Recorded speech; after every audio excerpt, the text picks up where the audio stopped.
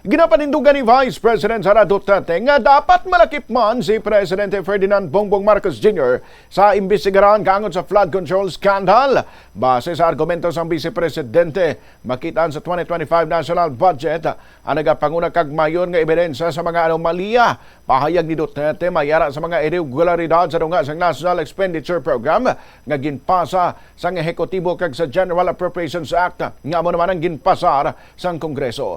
Pahayag ni Duterte dapat nga manabatman mismo si Marcos bangod sa manang nagpirma sa 2025 General Appropriations Act rason nga napasar ini bilang layi. Nagdugang pa ini nga dapat man prisohon ni Marcos ang iya kaugalingon. Dapat isali si Bongbong Marcos kasi siya ang pumirma ng 2025 GAA. In fact, meron tayong question, di ba, sa 2025 GAA natin na nasa Supreme Court na sinasabing unconstitutional ang ating budget. Di ba?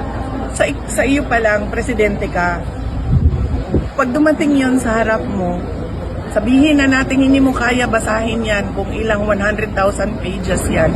Pero meron kang mga tao na isa-isa titingnan lahat yon. Tama ba ito? Tama ba ito? Tama ba ito? Bago mo siya pirmahan.